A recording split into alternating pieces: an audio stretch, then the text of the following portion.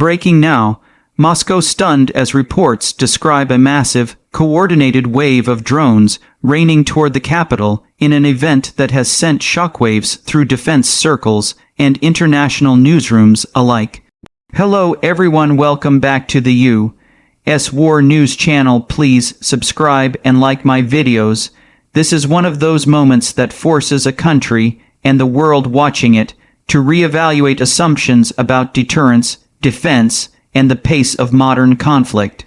Tonight I'll take you through what we know and what experts are already saying, an exterior overview of the strike and its visual footprint, a deep interior look into the command centers, operations rooms, and civilian spaces affected, an assessment of the performance capabilities on display, safety features and fail-safes that appeared to have come into play, the unique attributes that made this strike notable, a realistic discussion about cost and procurement economics, and finally, what this means for strategic stability and everyday people.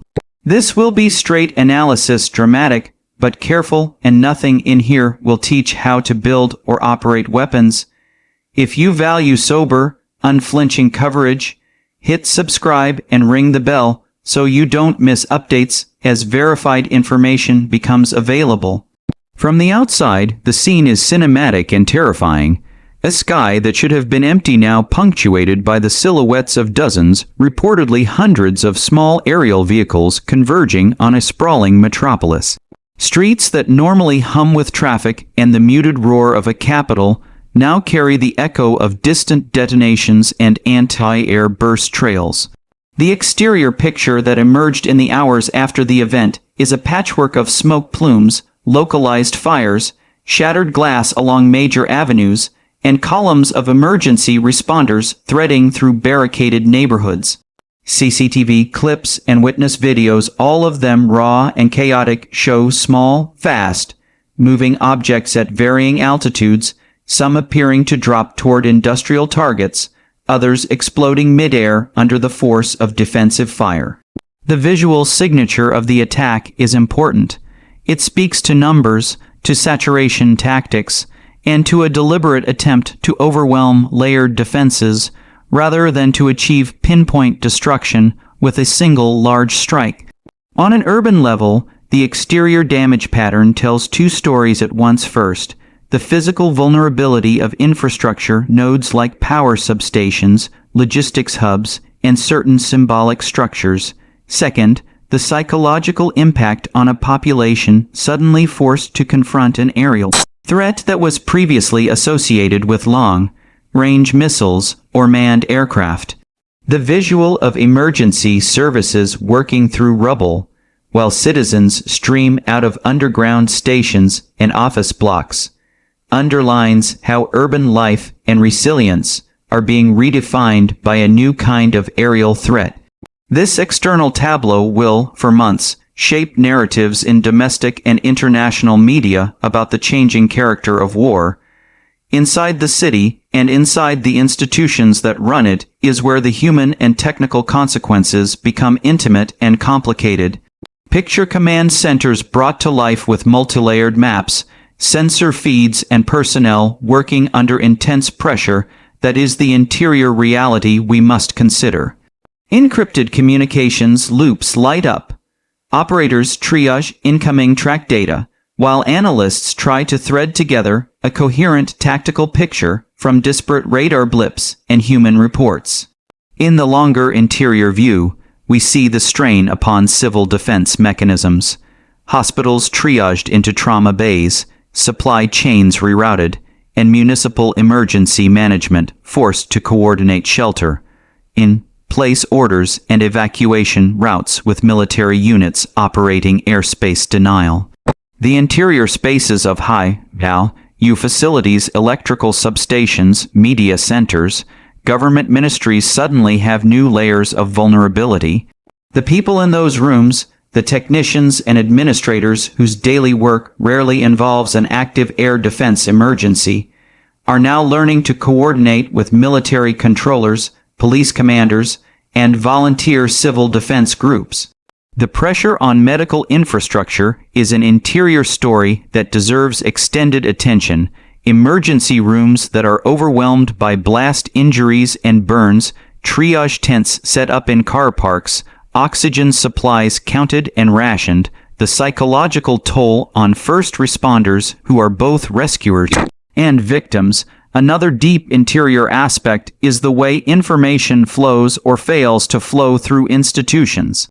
When sensors feed imperfect data and video contradicts automated track libraries, decision makers face split second choices about whether to escalate defensive measures, which may themselves carry risks to civilians. In corporate office buildings and underground transit nodes, people shelter with little sense of how long the event will last, and interior security systems, CCTV, access control, local PA announcements become lifelines or potential sources of confusion. Schools and residential towers are thrown into improvised lockdowns, while supply rooms and stairwells are repurposed as temporary safe zones. On the cultural side, interior community centers and churches serve as ad hoc shelters and information hubs. Volunteers organize food and water distribution. Local networks of trust neighbors, small business owners, civic volunteers become as crucial as armored vehicles and radar arrays. That interior, humans, Gale view is the daily aftermath, not just the hardware and statistics, but the quiet courage and the bureaucratic improvisation that keep a city functioning in the face of extraordinary stress. Turning to performance, whatever system or combination of systems was used in this strike demonstrated a set of capabilities that planners have predicted but not always seen at this scale. The defining feature is saturation, the use of many small, often expendable platforms arriving simultaneously to overtask defenses. In performance terms, this demonstrates a capacity for distributed targeting, redundancy in navigation so the loss of a few units does not collapse the mission, and plausible autonomy enabling mission continuation under degraded communications. From an impact perspective, the use of lots of small vehicles can produce cumulative damage to critical nodes. A handful of strikes to a substation can result in cascading outages and can impose substantial economic and psychological costs, even if each individual impact is limited.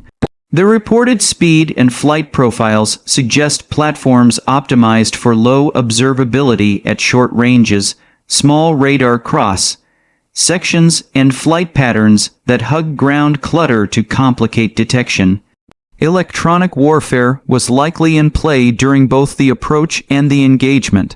Suppression and deception measures are standard components now in advanced operations. Equally significant is defensive performance. Layered systems designed to detect, track, and then intercept at multiple ranges will be the primary determinant of casualty and damage mitigation. Short-range interceptor guns, point defense missiles, and even direct energy systems in experimental deployments can play a role, but the core performance metric is the number of incoming targets neutralized per unit of defensive resource expended. A highly capable defense will force attackers to expend far more assets for a given effect. A less capable defense allows significant penetration. Performance, therefore, must be measured in net effect on infrastructure and civilian harm, not merely in how many aircraft or drones were claimed destroyed. Safety features appear in multiple forms in an event like this, and it's vital to separate technical safety features from societal safety measures. On the technical side, many modern unmanned systems are designed with geofencing, return-to-base fail, safes, and programmed loiter, TD, but behaviors meant to reduce unintended civilian harm if control is lost. However, in a conflict environment, such safety features may be modified or intentionally disabled. Moreover, Adversaries may design systems specifically to negate those constraints. On the defensive side, safety is an operational concept. Rules of engagement and escalation control try to prevent misidentification and accidental escalation, especially when multiple actors and airspace users are present. Civil safety features early warning sirens, redundant power supplies for essential services, hardened hospital systems, and decentralized command for local emergency response reduce the human toll. Additionally, the transparency of communication from authorities plays a safety role. Clear instructions, verified information, and timely updates reduce panic and prevent harmful behavior like mass stampedes or dangerous improvised actions. Technology can also help. Automated alerting systems that push verified instructions to cell phones and public displays, remote control shutdowns for volatile industrial sites, and resilient backup networks for first responders. But no set of features eliminates risk entirely. The goal is mitigation and resilient recovery. Discussing unique selling points may feel odd in the context of an attack, but interpreted analytically, they point to what made this operation distinct from previous ones. The first unique attribute is scale combined with coordination. Hundreds of vehicles suggest industrial-level production, logistics, and the ability to synchronize complex movement across wide areas. The second is modularity, many small, simple platforms that can be mixed and matched for different payloads and flight profiles, making the system adaptable and resilient to losses. Third is affordability. Lower cost platforms change the calculus of attrition warfare because losing multiple cheap units is strategically less painful than losing a single expensive manned aircraft. Fourth is plausible deniability and attribution complexity. Small, commercially derived components, open-source navigation libraries, and third-party suppliers complicate the diplomatic response and legal case building. Finally, there is integration with electronic warfare and cyber tools that blur the line between kinetic and non-kinetic effects. Success is as much about confusing and blinding defenses as it is about physical impact. Those characteristics make the method attractive to actors who want to achieve strategic effects without entering into high-cost, high-signature engagements. Price is always a sensitive subject. In modern conflicts, the economics of aerial systems are layered. High-end cruise missiles and manned aircraft are expensive tens to hundreds of thousands to millions of dollars per unit, and their use is restrained by cost and political considerations. In contrast, small unmanned systems can be produced or procured at much lower cost, potentially in the low thousands to tens of thousands per unit, depending on sophistication. That affordability shifts strategic thinking. An actor can accept higher unit losses at lower cost and thus sustain operations that would be untenable with more expensive platforms.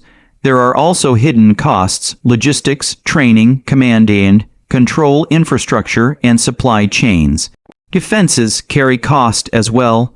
Interceptors, radar upgrades, and manpower are expensive.